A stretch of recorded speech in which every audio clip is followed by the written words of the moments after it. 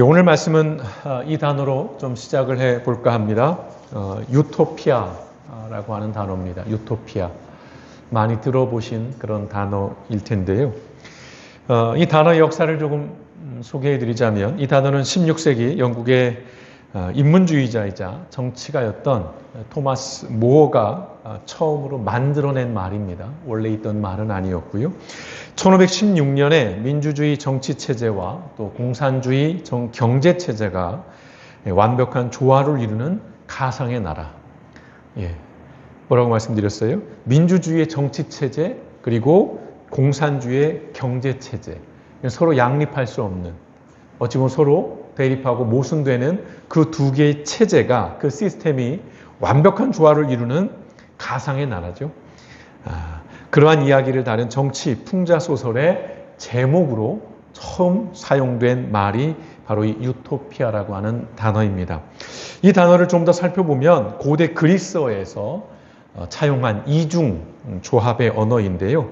없다라는 뜻의 오우라고 하는 그 고대 그리스어, 그리고 장소라는 뜻인 토포스라고 하는 이 단어들의 조합입니다. 또 하나, 좋은이라는 뜻인 에우, 그리고 앞서 말씀드린 장소라는 뜻인 토포스의 조합. 이 두 가지를 연결해 보면 완벽하지만 현실에서는 존재하지 않는 곳이라는 의미가 바로 유토피아입니다. 이 정의에서도 우리가 볼 수 있듯이 유토피아, 결코 이루어낼 수 없고 또 닿을 수 없는, 어찌 보면 굉장한 절망이 담겨 있는 그런 단어인데요. 그럼에도 또한 우리는 바로 이런 세상을 포기할 수 없는 또한 그런 희망, 또 기대를 이 안에 담아내고 있는 그런 말입니다. 세상 어디에도 없지만 또 세상 어디에나 있어야 하는 곳이 유토피아입니다. 우리가 이것을 꿈꾸지 못하고 상상하지 못한다면 우리의 삶은 굉장한 비극, 그리고 아주 암울할 뿐인 거죠. 너무 냉정한, 너무 현실적인 그 현실의 어떤 세계 속에 우리는 눌려버릴 수가 없는 것입니다. 그래서 우리는 이 끈질긴 싸움, 세상 어디에도 없지만 그러나 어디에나 있어야 하는 바로 이러한 세상을 우리는 끊임없이 꿈꾸면서 싸워 나가야 하는 것이죠. 바로 그 싸움을 해야 하는 곳이 어딜까요? 저는 교회라고 생각합니다. 특별히 이 교회만큼은 바로 이 유토피아를 향한 그 싸움을, 그 투쟁을 멈춰서는 안 된다라고 생각해요. 근데 생각해 보시면 교회는 명백하게 불완전한 곳이에요. 교회 자체고 교회조차도 유토피아일 수는 없는 것이지요. 그럼에도 우리는 그런 완전함, 그 소위 말한 이상형을 향한 투쟁을 결코 멈춰서는 안 될 것입니다. 투쟁이라는 좀 거친 표현을 쓴 것은 실제 그렇기 때문이에요. 싸움입니다. 아주 치열한 싸움이에요. 저와 여러분의 삶을 돌아보시면 우리는 명확하게 이 의미를 이해합니다. 우리는 현실에서, 우리의 일상에서 끊임없이 싸워요. 끊임없이 전쟁을 치르듯 우리의 삶을 살아가는 것입니다. 조금 더 나은 삶을 위해서, 조금 더 온전한 삶을 위해서 살아가는 그 과정은 치열한 싸움일 수밖에 없다는 것입니다. 그러나 우리는 현실에서 이 유토피아와 반대되는 말, 뭐가 있죠? 디스토피아라고 하는 그런 암울한 세상을 우리가 살아갑니다. 일주일을 살아가시면서, 하루를 살아가시면서 인터넷을 통해서, TV를 통해서 뉴스에 들려오는 소식들을 보면 우리가 살아가는 세상이 유토피아라기보다는 바로 이 디스토피아라고 하는 아주 어두운, 아주 암울한, 소망 없는 그런 세상을 우린 더 많이 발견하고, 내 삶을 보더라도, 여러분의 하루하루의 삶을 보더라도 아마 여러분 부인할 수 없을 것 같습니다. 그러나 우리는 이러한 현실에 아주 눌려서는 안 되는 것이고요. 바로 유토피아를 향한 여정을 포기해서는 안 된다는 것입니다. 오늘 우리가 함께 읽었던 사도행전 6장에서 바로 이러한 삶의 하나의 단면, 하나의 단서, 또 하나의 힌트를 우리에게 보여주고 있습니다. 자, 우리가 계속해서 사도행전을 살펴보고 있습니다. 초대교회 이야기입니다. 초대교회는 빠른 속도로 성장했어요. 대단히 빠르게 성장해 갔습니다. 그 이유는 예수 그리스도라는 본질을 놓치지 않았기 때문이라고 말씀을 드렸어요. 또 하나, 복음 전파라고 하는 그들의 사명, 그들이 왜 존재하는지 그 존재 목적을 잃어버리지 않았기 때문이라고 말씀드렸어요. 그리고 박해를 받는 그런 상황에 그들이 눌리지 않았다는 것. 외적인 박해 속에서 그들이 낙심하고 또는 비관적으로 하나님을 원망하거나 믿음에서 돌이키지 않았다는 것. 그 상황을 견뎌냈다는 것이에요. 오히려 더 그들은 기도했어요. 그리고 더 그들은 서로를 돌보는 일에 헌신했습니다. 막 개인의 재산을 팔아서 공동체 앞에 내놓고 그것을 서로 각자의 필요에 따라 나눠 가졌다라는 그런 말씀들을 드렸잖아요. 생각해보면 성장이라는 것 당연합니다. 이러한 공동체가 자라나지 않는다는 것이 오히려 이상한 것이지요. 그러나 이 초대교회도 완벽할 수는 없었다는 것입니다. 특히나 양쪽으로 대단한 성장을 하고 있었지만 그렇다고 해서 그 교회가 모든 면에서 완전하거나 완벽하거나 풍요로울 수는 없었어요. 특히 물질적으로 보자면 굉장히 어려운 상황이었습니다. 그 배경을 좀 말씀드리면 초대교회 안에 처음에 유입된 사람들은 누구였겠어요? 당연히 유대인들입니다. 근데 유대인 중에서도 어떤 사람들이었을까요? 가난한 사람들이었어요. 가난한 사람들이 교회 안으로 들어오는 것입니다. 그들이 그리스도인이 되었어요. 그럼 어떤 문제가 있냐면 가난한 유대 교인들은 유대교로부터 지원을 받고 있었어요. 유대교는 이 구제라는 것을 굉장히 중요하게 여겼거든요. 가난한 유대교 교인들을 돌봤습니다. 근데 이들이 그리스도인으로 우리 오늘로 표현하면 개종을 한 거예요. 그러니까 당연히 지원이 끊기는 것이죠. 물질적으로 가난한데 더 가난해진 사람들이 교회 안에 쏟아져 들어온 것입니다. 그러니 숫자는 늘었지만 물질적으로는 좀 더 어려운 상황들이 된 것입니다. 지원해야 할 사람들, 돌봐야 할 사람들이 더 많아진 거예요. 그런 일들을 하는 과정에서 의도적인지 실수인지 모를 하나의 문제, 갈등, 다툼이 생겨납니다. 그게 뭡니까? 오늘 1절 말씀을 보시면 이 시기에 제자들이 점점 드러났다. 성장하고 있는 모습을 보입니다. 그런데 그리스 말을 하는 유대 사람들이 히브리 말을 하는 유대 사람들에게 불평을 터뜨렸다. 이유가 뭐예요? 그것은 자기네 과부들이 날마다 구호 음식을 나누어 받는 일에 소홀히 여김을 받았기 때문이었다. 말을 꼬았지만 쉽게 말하면 뭡니까? 그리스 말을 하는 유대, 히브리 말을 하는 이게 나눠지는 것이죠. 오늘 우리의 성경에서는 히브리파 유대인들과 헬라파 유대인들 이렇게 파가 나눠져 있었다는 것입니다. 그런데 그 헬라파 유대인들, 그 중에서 과부들에게 주어야 할 음식이 점점 줄어들거나 또는 누락이 되는 일들이, 그러면 상대적으로 히브리파 출신의 그 그룹에 있는 과부들에게 더 많은 구호 음식들이 배분되는 것을 보고 거기서 이제 성질이 나기 시작하는 겁니다. 불평이 생기기 시작합니다. 원명이 생기기 시작해요. 오늘 이 사건은 초대교회 안에서 최초로 발생한 지역이나 또는 인종 갈등이라고 보시면 돼요. 이제 교회가 처음 시작되다 보니까 처음인 것들이 많습니다. 여러 가지 것들이 많이 등장하는데 처음으로 교회 안에 부류가 나눠져서 서로 갈등하는 일들이 생긴 것입니다. 자, 히브리파는 어떤 사람들이냐면 원래부터 예루살렘이나 또는 조금 넓게 보면 팔레스타인, 지금의 그 이스라엘 지역입니다. 가자 지구까지 포함되는 그 안에 거주하던 유대인들이에요. 이들의 특징은 뭐냐면 전통적입니다. 그리고 유대교적인 그런 문화, 그런 관습을 강하게 고수하는 조금 보수적인 그런 그룹들이었고요. 그러니까 당연히 조금은 배타적인 그런 경향을 가진 사람들이었습니다. 반면에 헬라파 유대인들은 우리가 디아스포라라고 말하죠. 흩어진, 이산한 그런 유대인들을 의미하는 것입니다. 팔레스타인, 예루살렘 지역 외에 그 이외의 지역에 살다가 예루살렘으로 귀향한 그런 유대인들이었습니다. 그래서 헬라 문화, 그리스 문화의 영향을 받아서 좀 더 개방적이고 좀 더 진보적인 경향을 가진 그런 사람들이었어요. 숫자를 보면 헬라파 유대인들이 훨씬 많았죠. 히브리파 유대인들이. 헬라파 유대인들은 상대적으로 소수였습니다.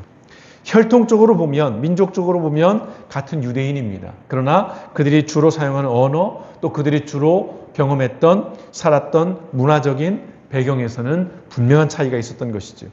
앞서 말씀드렸어요. 실수였는지, 의도였는지 알 수는 없어요.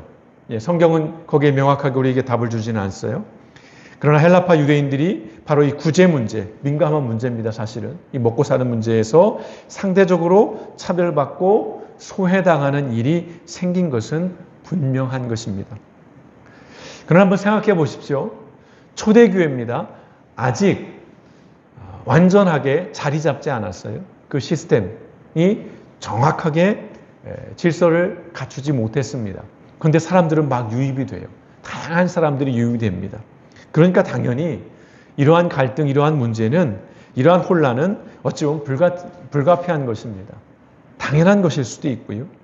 그래서 이제 초대교회 지도자였던 사도들은 이 문제를 이렇게 풀어갑니다. 그게 2절에서 4절의 말씀인데요. 자, 그래서 12 사도들이 모든 신자들을 불러 모으고 이렇게 말하였다. 우리가 구제하느라고 하나님의 말씀 전하는 일을 소홀히 하는 것은 바람직하지 못합니다.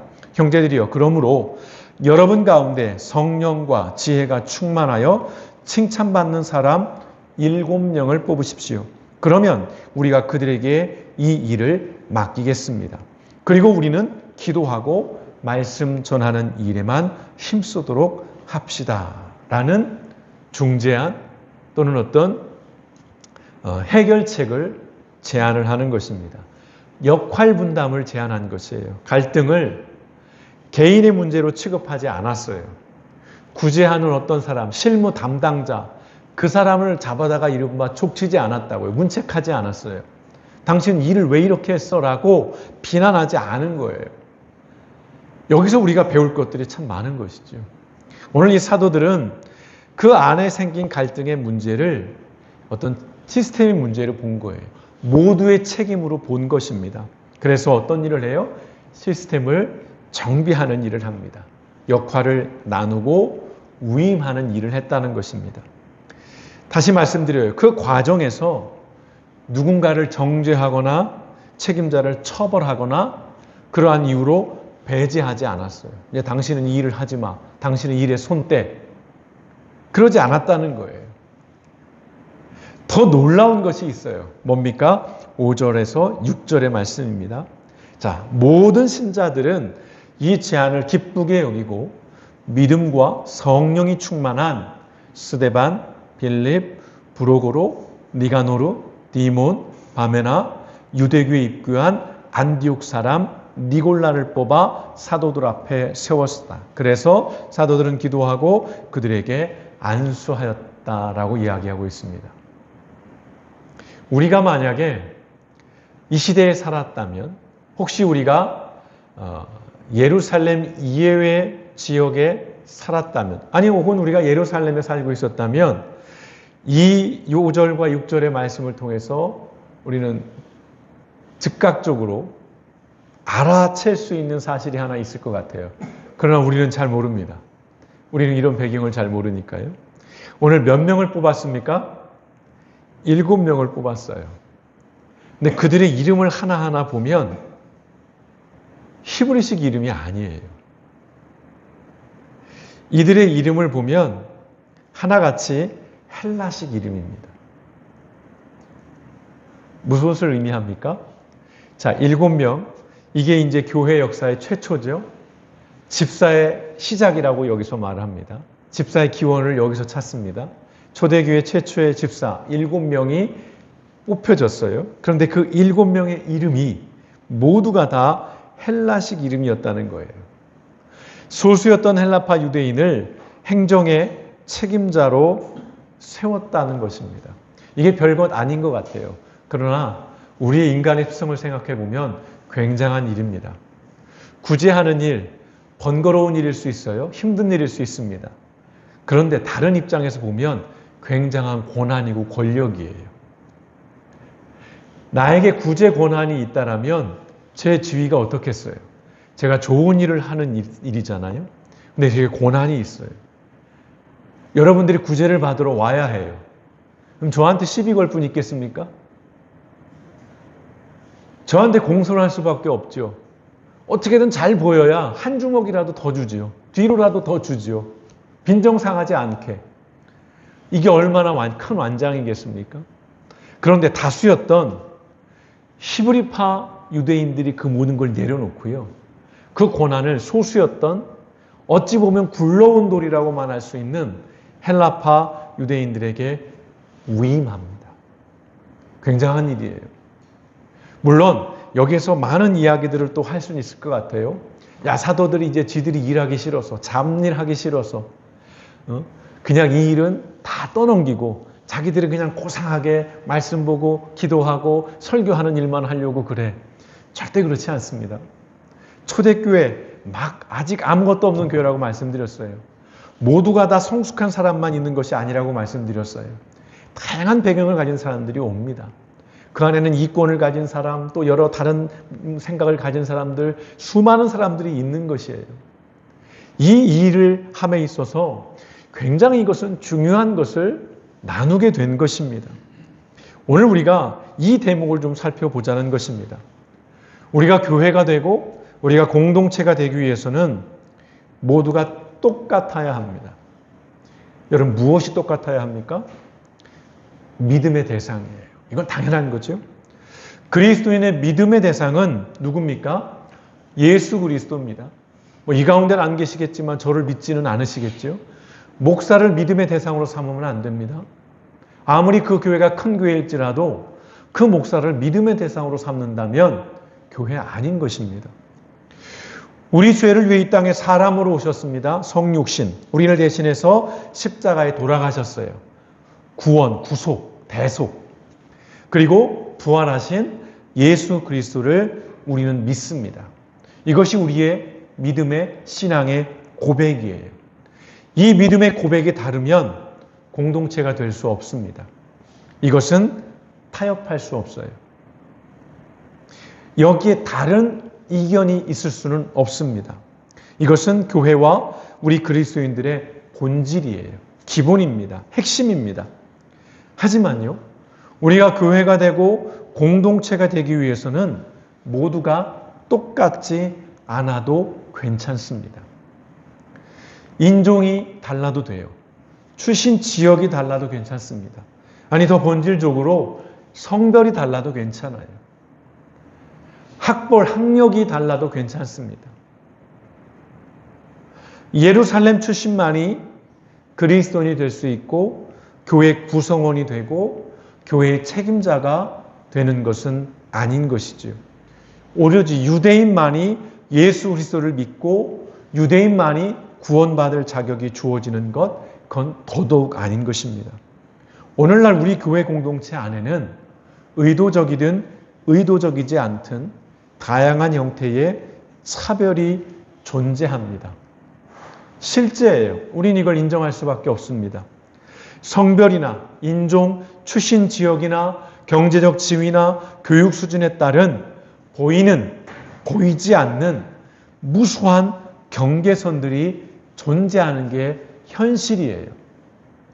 그래서 교회 안에 수많은 갈등 또는 이로 인한 수많은 상처들이 생기고 있는 것이죠. 그 차별의 경계선은 나와 다르다라는 의식을 미묘하게 만들어내요. 같은 교회를 다닙니다. 예전으로 말하면 같은 구역, 같은 순, 같은 셀, 같은 목장에 소속돼 있지만 그 안에서도 미묘한 경계선들이 있다는 거예요. 이걸 완벽하게 없앨 수는 없어요. 초대교회도 그러지는 못했습니다. 그리고 앞으로도 그럴 수는 없어요.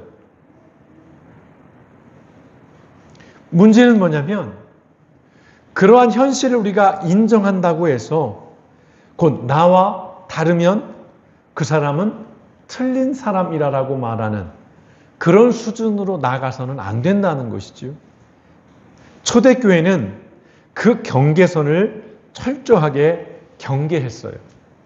소수였고 약자였던 그 헬라파 유대인들, 특별히 그 과부들을 그들이 무시하지 않았어요. 야, 주는 대로 받아. 뭔 잔소리를 그렇게 해. 우리가 다 알아서 해. 생각이 있으니까 이렇게 하는 거야. 충분히 그렇게 할 수도 있어요. 왜냐하면 지금 교회 안에서 그런 일들이 벌어지거든요. 지금 우리의 교회들 안에 이러한 일들이 있거든요. 그러나 초대교회는 분명히 말씀드립니다. 그러지 않았어요. 그들의 원망 덮어버리지 않았습니다. 외면하지 않았어요. 우리가 니들 외면한다고 니들이 어쩔 건데. 무슨 힘이 있어서.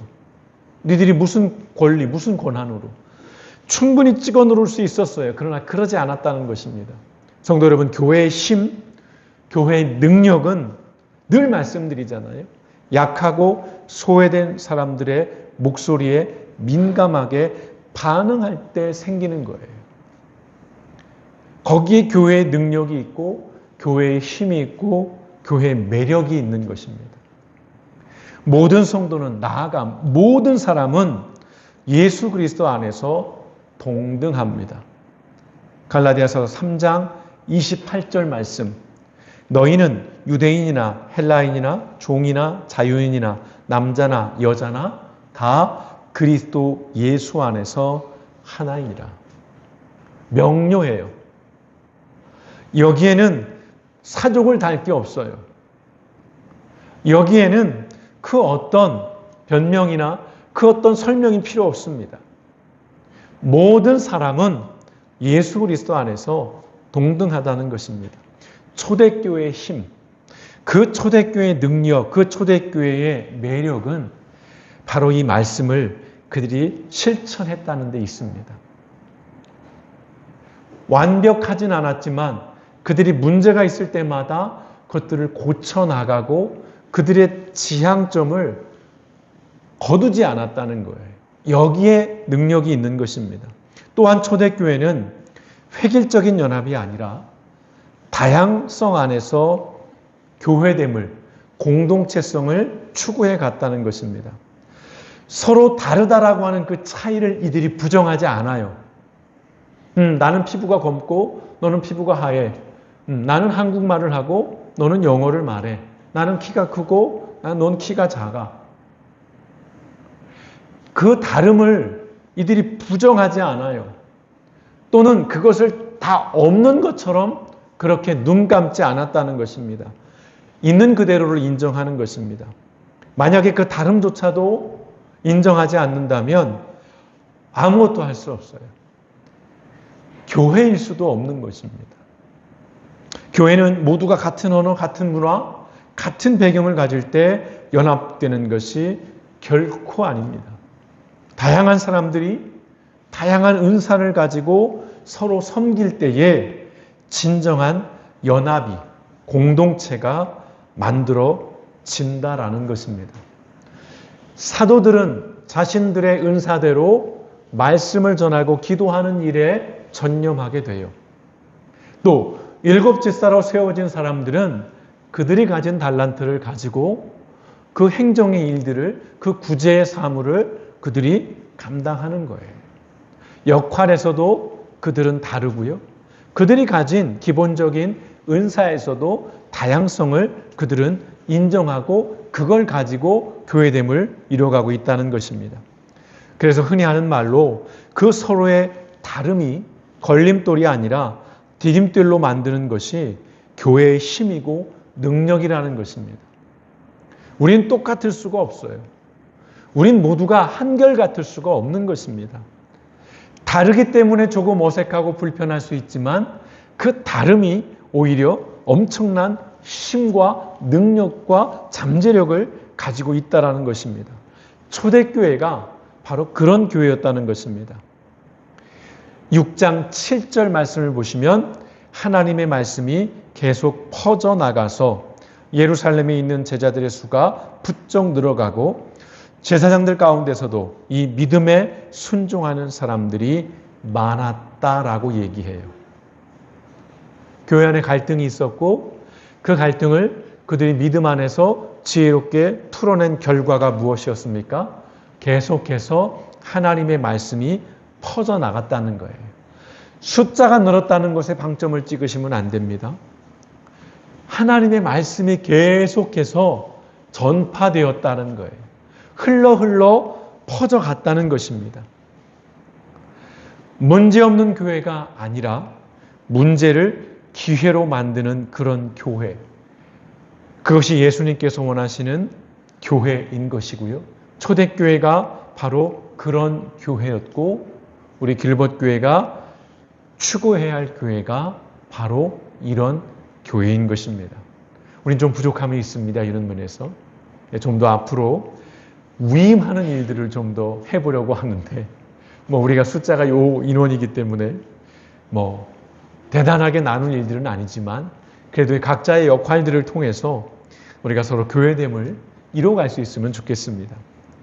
지금 극장가에 아주 절찬리에 상영 중인 미국 애니메이션 영화가 있습니다.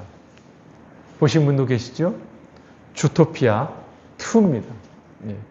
원이 한참 전에 히트를 쳤고 몇 년이 지나서 주토피아 2가 등장을 합니다. 이름에서 유추해서 보시면 알겠지만 주와 유토피아의 합성어예요. 자, 동물들을 통해서 인간 사회를 풍자하고 고발하는 영화입니다. 거기에는 토끼인 주디 주인공이죠. 또 여우인 닉 두 사람이 주인공입니다. 두 사람? 표현이 그렇습니다만 토끼와 여우가 주인공이에요. 자, 남녀예요. 성별 달라요. 종도 달라요. 당연히 토끼와 여우는 습성도 다르고 습관도 다르고 기질도 다릅니다. 살아가는 삶의 환경도 당연히 그 이력도 다를 수밖에 없어요. 그런데 이 영화 속에서 주디와 닉이 서로의 차이를 인정해요. 부정하지 않습니다. 너와 나는 참 달라. 이 얘기를 서로 해요. 그것이 비난하는 것, 힐난하는 게 아니에요. 상대를 모욕하기 위해서, 상대를 깎아내리기 위해서 하는 게 아니에요. 있는 그대로 인정하는 거예요. 너는 토끼고 나는 여우인 거예요. 다를 수밖에 없는 거예요. 그걸 그들이 인정합니다. 그러니 이제 우리 갈라서, 그러니 어느 한쪽으로 통일하자. 네가 토끼가 되든지 내가 여우가 되든지 그러지 않아요. 그 차이에도 서로 마음을 모아서 그들이 살아가는 세계에서 발생한 문제를 해결해 나갑니다. 아주 매력적인 이야기예요. 매우 재미있는 이야기입니다. 그 영화 속 주토피아의 현실은 결코 유토피아가 아니에요. 그 안에 온갖 어둡고 음습한 온갖 음모들이 존재해요. 악당들이 존재하는 것입니다. 빌런들이 있어요. 그럼에도 이 주디와 닉은 그들이 살아가는 세상을 유토피아로 만들기 위한 그 일을 포기하지 않습니다. 기꺼이 자신들을 던져요. 근데 이들이 완전하고 어떤 완벽한 세상을 꿈꾸는 것은 아니에요. 지금보다는 나은 세상을 만들기 위해서 서로 다른 그들이 서로 모여서 힘을 모으고 지혜를 모아서 문제를 풀어간다라는 것입니다. 서로의 차이를 우리는 끊임없이 인정해야 하고요. 다만 그 차이가 차별로 나아가지 않도록 경계해야 하는 것이고요. 그 다름이 서로 틀렸다라고 비난하는 그러한 일들로 나아가지 않아야 한다는 것을 우리는 기억해야 합니다. 오히려 그 다름으로 서로를 보완하면서 함께 살아가는 세상, 그것이 그들이 그리고 우리가 만들어가야 할 유토피아라는 것입니다. 이 땅의 교회가 보여줘야 할 하나님 나라의 모습이라는 거예요. 완전한 모습이 아닙니다. 완벽한 모습이 아니에요. 우리는 서로 달라요. 정말 생각해보면 많은 면에서 다릅니다. 지금도 집에서 같이 사는 한 사람은 우리는 너무 다르다라고 얘기해요. 20년을 넘게 살았음에도 아직도 뭐가 다른 게 그렇게 여전히 보이고 여전히 그게 좁혀지지 않는지 수시로 합니다. 수시로. 그러면 저도 그러죠. 나만 다른가? 아마 60이 되고 70이 되고 80이 돼도 이 다르다는 이야기를 우리가 멈추지 않을 거예요. 그럴 수 없거든요. 그러면 오히려 이상할 수 있는 것입니다. 그러나 분명한 건 그거예요. 그 다름 때문에 그것이 혐오, 차별, 배제 이유, 정당성이 될 수 있지는 않다는 거예요. 그러면 망합니다. 관계가 망해버려요. 사회가 망해버립니다. 교회가 망해버리는 것입니다. 성도 여러분, 우리는 예수 안에서, 이게 포인트지요. 우리가 왜 그래야 하느냐? 예수 안에서 우리는 동등하기 때문에 그래요. 예수님이 어떤 누구에게인가, 이른바 백인들에게 더 특권을 주었다거나 유대인들에게 더 많은 권한을 주었다거나, 아니요. 천만의 말씀이지요. 똑같이 하나님의 형상으로 우리를 지으셨어요. 모든 인간은요. 그런데 그 안에 차별을 두고 그 안에 묘한 경계를 만들기 시작하면 그건 망하는 거예요. 그래서 우리는 예수 안에서라고 하는 이 대전제를 결코 잊어서는 안 됩니다. 바로 그 예수 그리스도 안에서 우리가 서로 다름을 인정하고 더 나은 세상을 만들어가는 그 일들을 멈추지 않았던 그 영화 속 토끼 주디와 여우 닉으로 오늘 우리에게 주어진 현실 세계에서 우리가 한 사람의 그리스도인으로 하나님의 사람으로 살아가시기를 주님의 이름으로 축원드립니다. 어려운 일이고요. 쉽지 않은 일입니다. 그렇다고 해서 우리가 포기할 수 없는 거예요. 왜냐고요? 내가 그리스도인이기 때문에 그렇습니다. 우리가 교회이기 때문에 그렇습니다. 교회는 이 모습을 세상에 보여주기 위해서 예수 그리스도께서 만들어 놓은 살아있는 기관이에요. 생명체고 생물체라는 것입니다. 오늘 우리의 모습이 어떤지를 우리가 돌아보기를 원합니다. 오늘 우리가 다시 한번 우리가 살아가는 세상을 대단한 어떤 유토피아가 아닐지라도 조금 더 나은 세상으로 만들어가는 일들. 왜요? 그것이 우리가 해야 할 우리의 사명이기 때문에 그렇습니다. 그 일을 포기하지 않고 우리에게 주어진 날까지 끝까지 이 일을 투쟁하면서 우리가 이 땅을 하나님의 나라로 만들어가는 저 여러분, 우리 모든 길벗게 성도 되시기를 주님의 이름으로 축원드립니다. 시간이 되신다면 이 영화를 가서 보시기를 권해드립니다. 기도하시겠습니다.